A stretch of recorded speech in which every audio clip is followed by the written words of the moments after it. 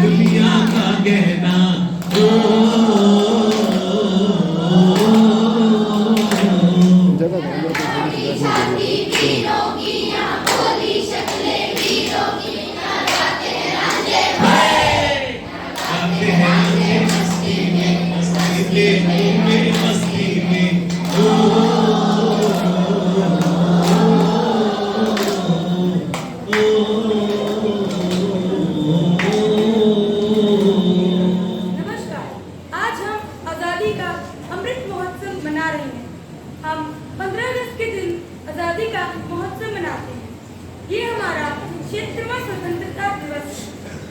इस आजादी को पाने के लिए अनेक वीरों ने अपनी जान की बाजी लगा दी, खुशी खुशी फांसी के फंदों पर झूल गए। आज उनमें से कुछ वीरों को हम एक सच्ची श्रद्धांजलि देना चाहते हैं, जिनका नाम था चंद्रशेखर आजाद, भगत सिंह, सुखदेव, राजगुरु। और 13 अप्रैल 1919 में जलियांवाला बाग में सैकड़ों भारतीय शहीद हुए। वे शांतिपूर्ण प्रदर्शन कर रहे थे। एक शख्स के हुक्म से इन पर गोलियां चलाई और वे शख्स थे ब्रिगेडियर जनरल रजिन वडकर। यू ब्लडी इंडियंस, हमारे खिलाफ प्रोटेस्ट करेगा, हम तुम्हें छोड़ेगा नहीं। अटैक!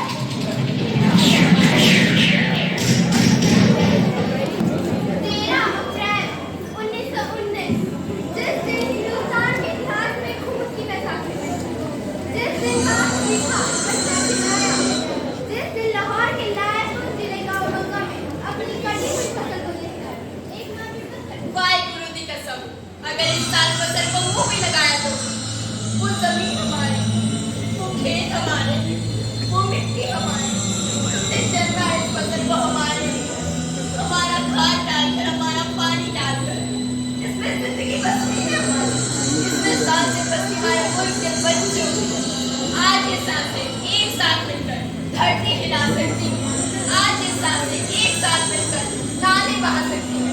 अगर आज इन सांसों को जिंदा रहने का मौका मिला, मेरे साथ हिंदुस्तान के लाखों करोड़ों बहने अपनी आंख में सुर्खी पोते वाहिगुरु जी की नगरी अमृतसर की ओर निगाहें लगा के बैठे हुए हैं, जहाँ कटी है हमारी फसलें, जहाँ उजड़े हैं हमारे खेत, जहाँ बैरान हुई हमारी पैसा, उस जलियांवाले बाग में जिसकी मिट्टी को मेरे मुल्क के खून से रिस रिस कर रख दिया। ओ महात्मा, ओ गांधी, करते हैं अपने बचे हुए बच्चों को आपके सिर, बैठते हैं अपनी नन्ही सी धड़कनों आपकी गोद में। ले जाओ उन्हें और बता दो दूर के सौदागर को कि आज के बाद पंजाबी हर बैसाखी का मिजाज कुछ और पति की पावन सीताराम। भगत सिंह का जन्म 28 सितंबर 1960 को जिला लायलपुर में हुआ था। जलियांवाला बाग के भयानक नरसंहार में अंग्रेजों ने सैकड़ों भारतीयों को गोली मार दी, जिसमें 500 से अधिक भारतीय शहीद हुए थे। जलियांवाला बाग के हत्याकांड का गहरा प्रभाव भगत सिंह की सोच पर पड़ा। उन्होंने लाहौर के नेशनल कॉलेज की पढ़ाई छोड़कर भारत की आजादी के लिए एचआरए को ज्वाइन किया। कि तुम हमारे साथ बैठोगे, हमारा मुकाबला करोगे, देखा नहीं कि कैसे तुम्हारे बाप गांधी को भी आंदोलन वापस लेना पड़ा। तुमने अंदर आने से पहले बाहर लगे हुए बोर्ड में नहीं पढ़ा कि jobs at India are not allowed here।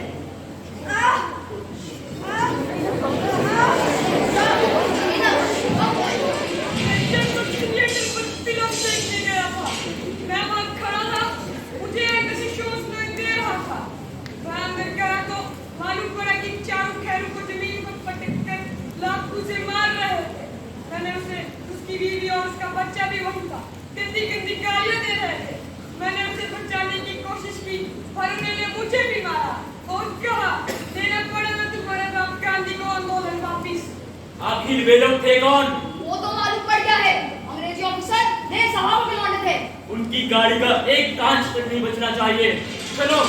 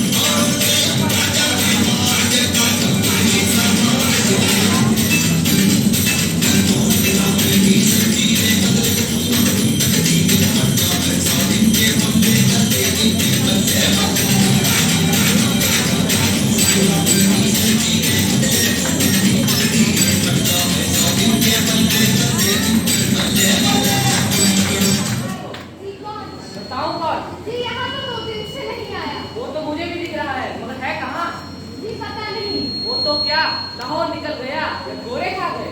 और तू ऐसा बता, जो मैंने तुझे समझाने के लिए कहा था वो तुमने जो समझाया क्या? जी समझाया था और समझा भी। क्या समझा? वो कुछ ऐसा कह रहा था कि लड़की अगर पढ़ी लिखी हो तो पढ़ी लिखी? अबे पढ़ी लिखी लड़की को क्या प्रेम में जाके रखना है? आने दो से, पूछता हूँ मैं। बाबूजी आपके लिए पूज्य पिताजी नमस्ते।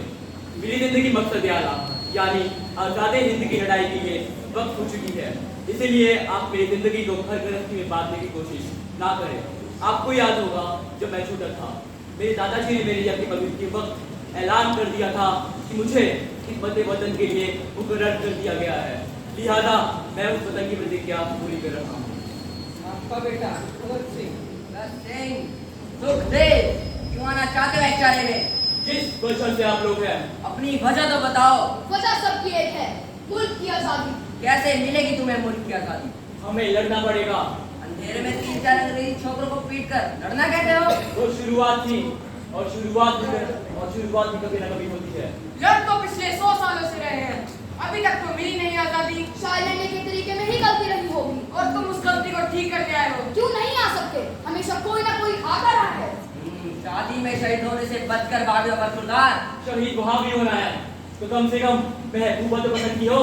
जवानी में मौत और महबूबा में कोई फर्क नहीं होता जब तक कि वो सामने ना आ जाए। मैं दोनों का सामना एक ही तरह से करने को तैयार हूँ। बहुत तकलीफ होती है मरने में बरखुरदार। आपको कैसे मालूम? आप कभी मरे हैं क्या? मौत के बारे में जितना मुझे मालूम है वही आपको भी हिसाब बराबर है। इस कमरे में बैठा हर एक शख्स कभी ना कभी थोड़ा बहुत मरा है। इस बात का सबूत के जिस्म पर लगे घाव बताते हैं। जिस्म पर लगे घाव आदमी की ताकत का सबूत नहीं होते जनाब, ताकत कहीं और से आती है। खून बहाना कोई बहुत बड़ी बात नहीं है, फिर चाहे वो अपना हो या सामने वाले का। बड़ी बात तो ये है कि जिस्म से टपकी हुई एक बूंद आने वाली नस्ल के सारे खून में आग लगा सकती है या नहीं। हंसते हंसते फांसी के तख्ते पर चढ़ा देना हिम्मत का काम जरूर है, मगर काफी नहीं है। हिंदुस्तान के स्वतंत्रता संग्राम में शायद एक कमी रह गई है। और जहाँ तक आजादी का सवाल है तो मैं बतला दूं कि हिंदुस्तान को सिर्फ आजादी की जरूरत नहीं है, जरूरी ये है कि ये आजादी हमें कैसे मिलती है। और कहीं अगर ये आजादी हमें गलत तरीके से मिल गई तो मुझे कहते हुए हिचक नहीं होगा कि आजादी के 70 साल बाद भी हालात ऐसे के ऐसे ही रहेंगे। गोरे चले जाएंगे और भूरे आ जाएंगे। देश में कालाबाजारी का साम्राज्य होगा, घुसखोरी सर उठा के नाचेगी, अमीर और भी अमीर होते जाएंगे, गरीब और भी गरीब होते जाएंगे। और धर्म, जाति और जुबान के नाम पर इस मुल्क की तबाही का ऐसा नंगा नाच शुरू होगा जिसको बुझाते बुझाते आने वाली सरकारों और नस्लों की कमर टूट जाएगी। स्वागत है भगत सिंह और सुखदेव एचआरए यानी हिंदुस्तान रिपब्लिक एसोसिएशन में तुम्हारा स्वागत है। साथियों, हम आंदोलन चलाएंगे। सभी लोगों को इकट्ठा करो। जहाँ जहाँ से साइमन कमीशन गुजरेगा हम उसका विरोध करेंगे। Simon commission go back, go back, go back. Simon commission go back, go back, go back. Simon commission go back, go back, go back.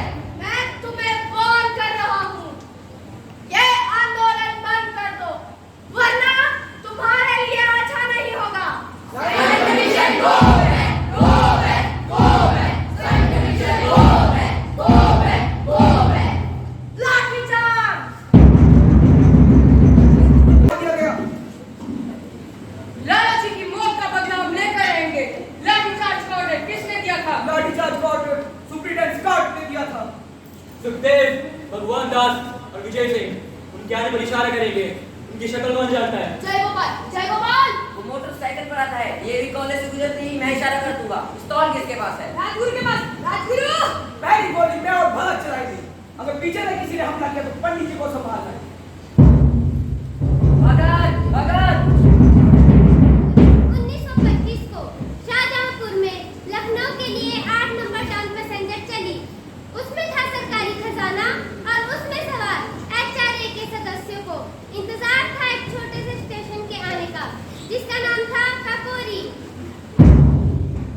सरफरोशी की तमन्ना अब हमारे दिल में है, देखना है जोर कितना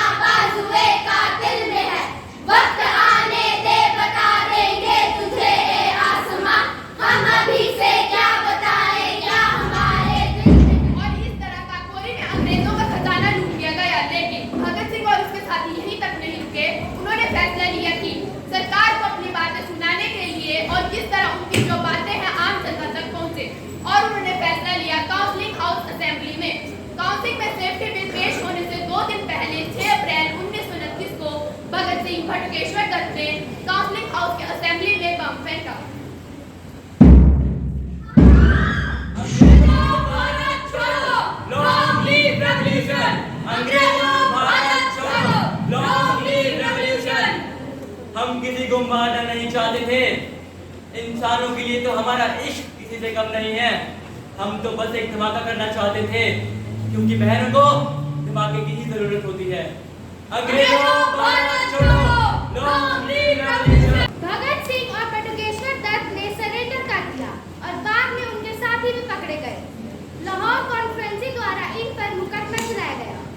इन्होंने जेल में रहकर अपनी मांगों को लेकर भूख हड़ताल शुरू की। ये भूख हड़ताल 116 दिनों तक चली। आप सोच रहे होंगे कि ये जिंदा कैसे रहे, ये पानी पीकर जिंदा रहे। जब अंग्रेजों को पता चला तब इनके पानी में मिर्चियां डाल दी गई।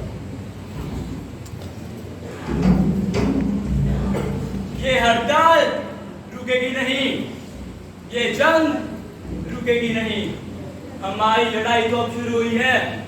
We want facilities equal to European business। ये हमारा हक है। इंकलाब जिंदाबाद, इंकलाब जिंदाबाद। खान बहादुर नाम है मेरा। किस चीज का इंतजार करो सालों कि ऊपर से वही पैगंबर आकर तुम्हें छुड़ा के ले आया। लाहौर सेंट्रल जेल है, दिल्ली कानून नहीं। साले अंग्रेज कैसे को गोली मारेंगे, हुकूमत से टक्कर लेंगे। मैं भी देखता हूँ ये भूख हड़ताल कब तक चलती है। ज्यादा पूरा खाना की नाक के छत से अंदर।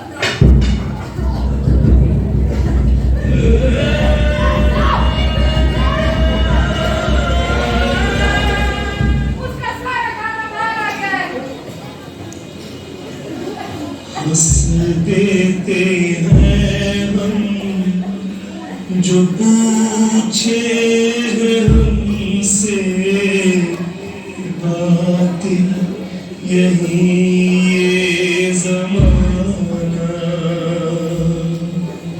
शरीर जा रहा है भगत, उसने डॉक्टर ने सोना कर दिया है भगत।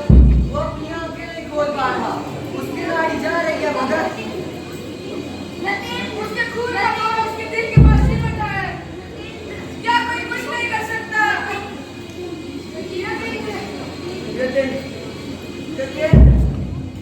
तुम्हें अपने खून की हर एक बूंद में है उसी से उबाला लगाना।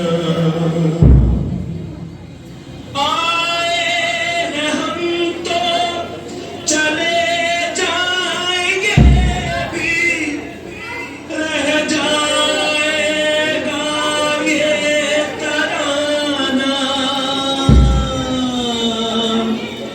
कसम है तुम्हें कि बहादुर हमारे, कसम है कि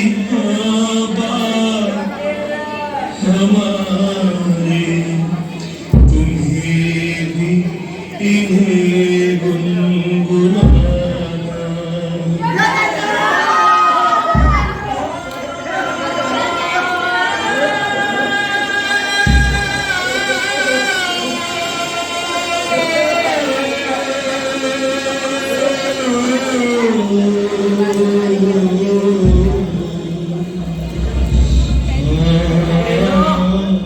अब ये मत सोच लेना कि एक के दिन जन्नत के चले जाने से हिंदुस्तान का उभरता हुआ संग्राम रुक जाएगा।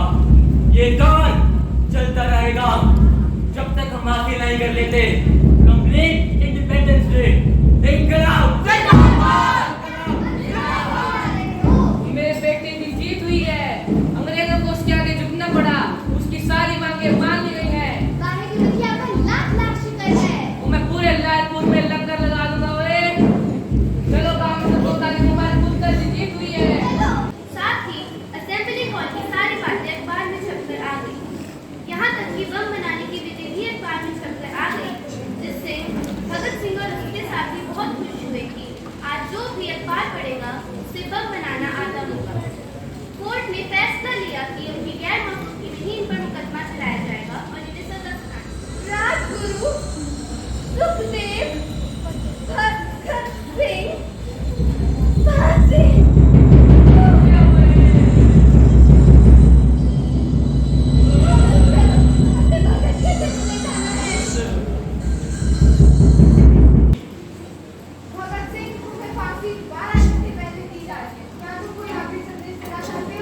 सिर्फ 2 संदेश, साम्राज्यवाद मुर्दाबाद, इंकलाब इंकलाब। हमें तुम्हारी फांसी के पहले उत्तर प्रदेश की रानी महेंद्री जेल भेजा जा रहा है। अगर विदा दोगे और साथ में एक सवाल, तुम मरने जा रहे हो, तुम्हें इस बात का कोई अफसोस तो नहीं? अपना काला पानी भोगने के बाद जेल से निकलना, एक खूबसूरत लड़की ढूंढना, शादी करना, 2-3 बुलबुल बच्चे पैदा करना और कभी उन्हें भी सुनाया करना कि तुम्हारे ऐसे चाचा लोग भी हुआ करते थे, हम उसी वक्त एकदम जिंदा हो जाया करेंगे। इसके अलावा इस 23 साल 5 महीने और 26 की जिंदगी का और क्या मूल्य होगा?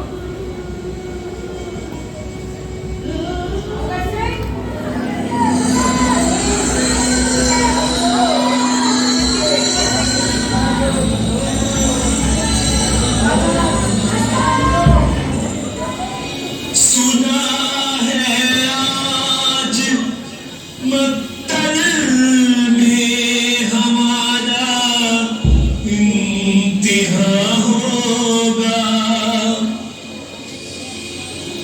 सुना है आज मक्तल में हमारा इंतहा होगा।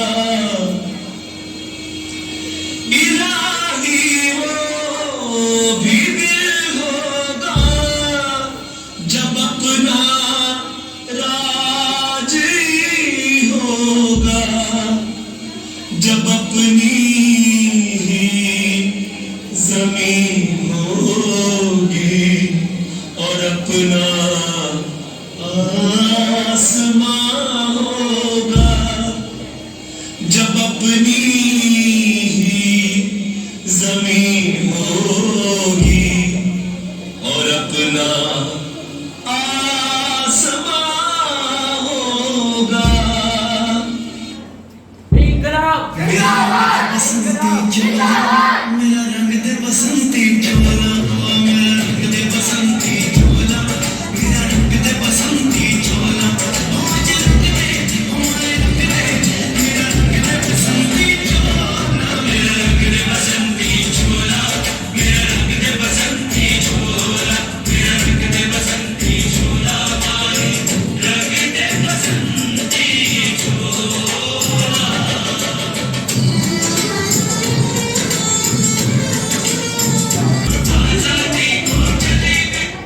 तुम में से पहले कौन बनना चाहता है? सबसे पहले मैं शहीद होना चाहूंगा।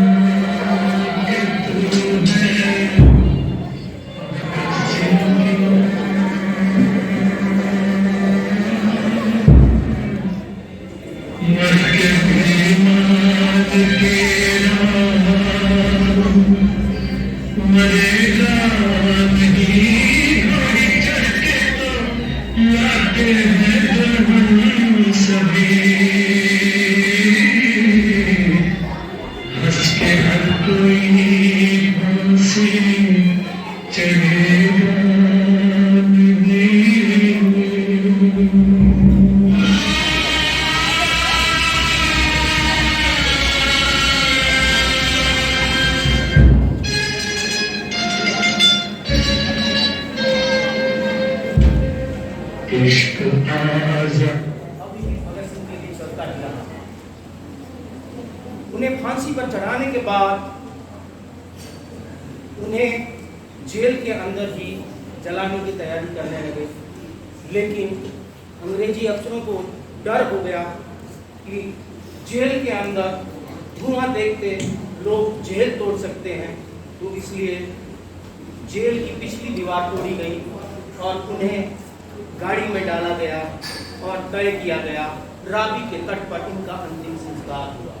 लेकिन रावी के तट पर पानी कम था, इसलिए इन्हें सतलुज के पास जलाया जाने लगा। जैसे ही लोगों को पता चला कि भगत सिंह, राजगुरु और सुखदेव को यहाँ जलाया जा रहा है तो लोगों इकट्ठे हुए और अंग्रेज वहाँ से भाग गए और अगले दिन इनका अंतिम संस्कार राष्ट्र सम्मान के साथ किया गया। धन्यवाद।